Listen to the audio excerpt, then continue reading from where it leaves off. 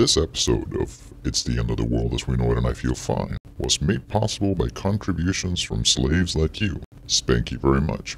I've told you before, in my vehicle, there are 6 cameras. In my home, there's 5 cameras. And they're recording everything I do. My cell phone's recording. If a cop stopped me, it's been recorded. If he crossed the line, I will use a reasonable amount of force to shut that cop down.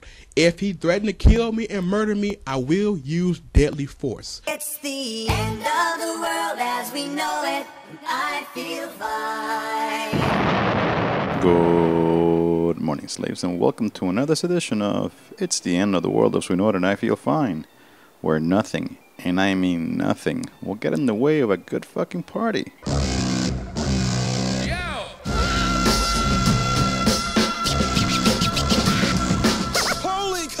Scream insanity, or you ever go to miss another great battle. I'm your host, the Simulator, and before I squirt your eyes with a barrage of riot porn, I want to invite you to a party like no other.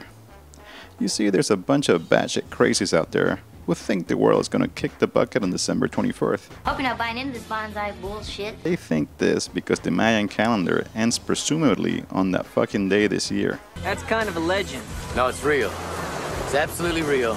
While indigenous Mayan people are still with us and doing great shit, like putting on ski masks and taking back their land, the civilization that gave us the calendar, like all civilizations, collapsed because they consumed more than the land could give them.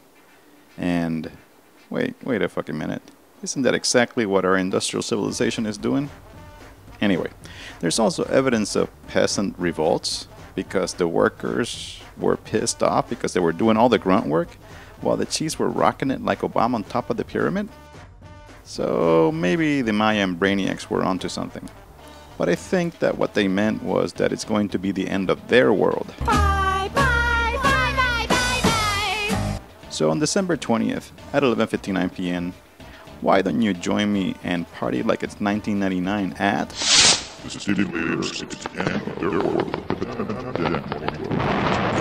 House parties, man. A Pajama Jammy Jam. On that night, let's join the global insurrection and make our greedy overseers poop their trousers when they see us take over the streets and dance on the ruins of their crumbling industrial complex. I say the future is ours! Can you dig it? My peeps in Egypt were quickly realizing that the revolution is not complete until you have gotten rid of the state. Newly elected Mohamed Morsi felt that being president was not enough and put himself higher up the pyramid by giving himself far-reaching new powers. Sound familiar? Remember what happened in America when King George signed the Patriot Act?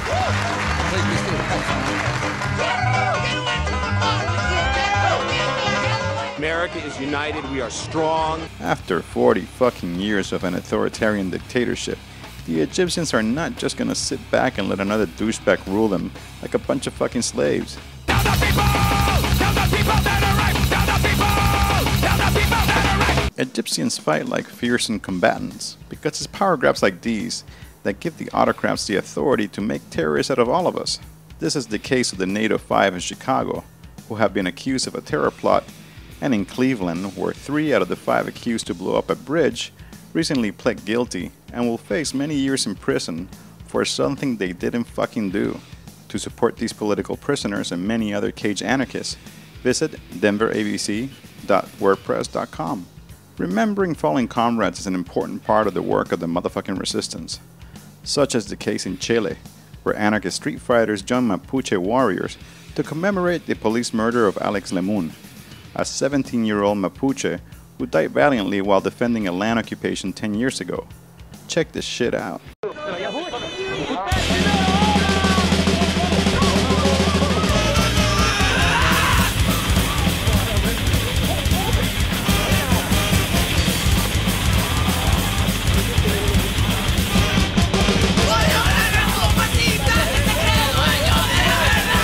In Spain, revolts and disturbances like these are a weekly occurrence.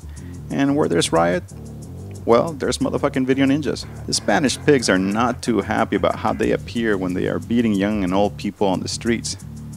Righteous vigilantes have been using these videos to identify pigs, undercover and otherwise, and find out where they live. As a result, the terrified slave masters want to criminalize video ninjas by enacting a new law that will prohibit the capture, reproduction, and editing of images, sounds, or information of members of the security or armed forces in the line of duty.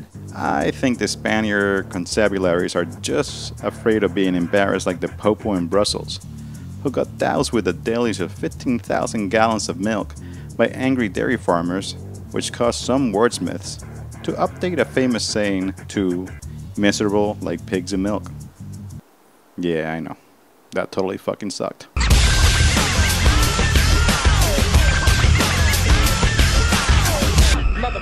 But anyway, sometimes weird shit happens with the law, and even though I don't believe in the authority of the state, a recent piece of legislation in Indiana put a smile on my face. The law states that if a pig rolls up into your crib without a good reason, you can shoot the motherfucker, or something like that. Now I guarantee you that with this new law, incidents like these would have a totally different outcome. It's a rude awakening most of us would never forget. Police storming into your home in the middle of the night. Yeah, it happened to two East Texas men. The brothers were sleeping in their Beaumont Street home in Longview when members of the SWAT team pulled them from their beds. It turns out the officers were in the wrong house.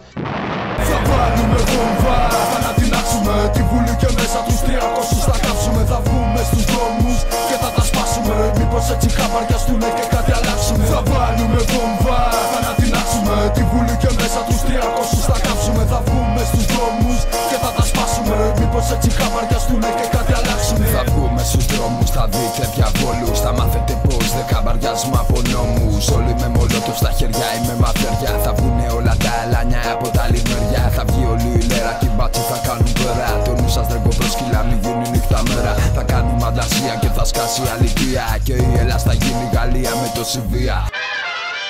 Next week, a bunch of stupid motherfuckers are going to Qatar to talk about the weather.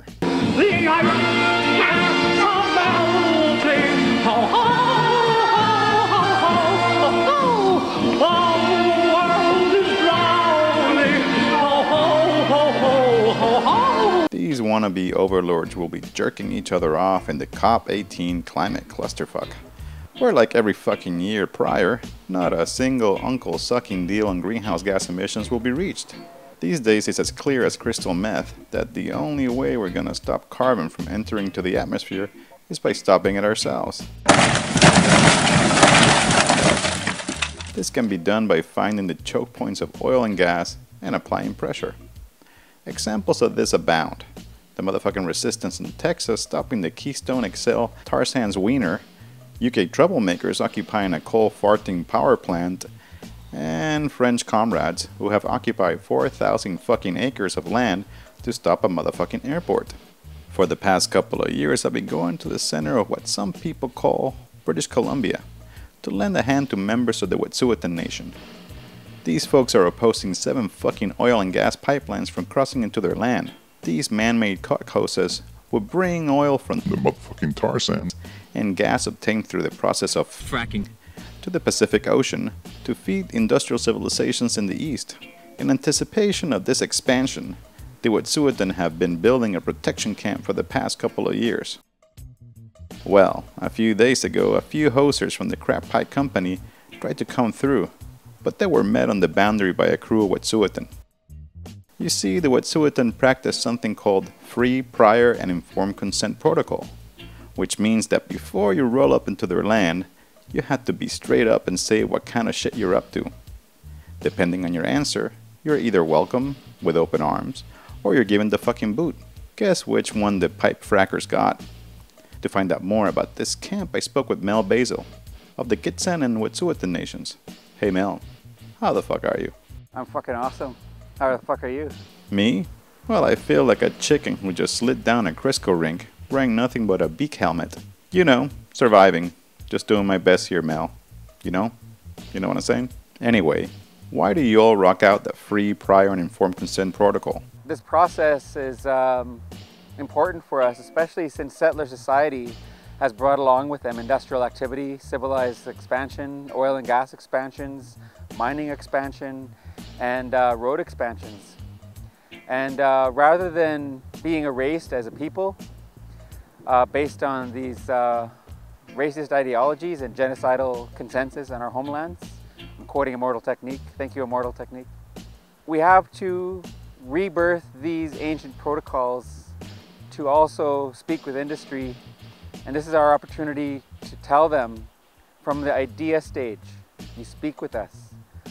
And if you are denied access, it has to be from the idea stage. And what the fuck is this camp all about? This camp is designed to create a culture of resistance. What we are doing is we are showing our young ones who are in this camp that there is peaceful resistance. There is also a way of the warrior, and there is also uncompromising stance. We are also teaching about critical thinking. We're teaching about being uncompromising towards industry who seeks to create mega extractions, as well as promote hyper extraction like the tar sands and hydrofracturing and offsetting, carbon offsetting, biological offsetting, and boreal offsetting. We are looking at all angles of these projects that seek to access our lands, and we are resistant to all of these angles.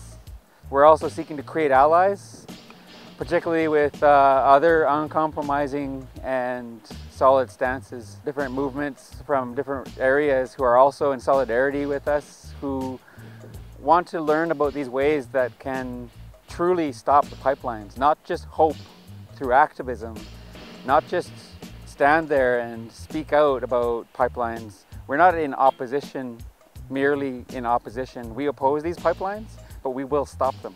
Once you told me you consider yourself an anarchist. How does anarchism jive with your indigenous culture? As an indigenous person who has been affected by colonization, I'm in a process of decolonizing, and I'm promoting decolonizing methods and models in my work and in my actions and in my language that I use. Decolonization is necessary for all peoples, not just indigenous. When you consider relationships that we must build with settler society is entrenched in a hierarchical system, a top-down approach. The Free Prior and Informed Consent Protocol that we discussed earlier is today, because it's reborn, is considered a decolonization method, particularly in terms of relating with settler society, seeking to access our lands, seeking to be part of our camps and share in responsibilities. In our language, our word for law is the same as our word for responsibilities. So when I seek a pathway, I access anarchy because it also outlines the same path for decolonization. We are on an equal playing field as human beings. We are all responsible for the betterment of our planet and betterment of ourselves. So the Free Prior and Informed Consent to us is decolonization. And anarchists and uncompromising movement builders have come and accessed these lands through free prior informed consent, and they transcended rights in doing so. They took responsibility for themselves, they took responsibility for their actions, and they were also reminded that while they're on our lands, they will abide by our laws. We do not own the land or the waters or the salmon or the biodiversity.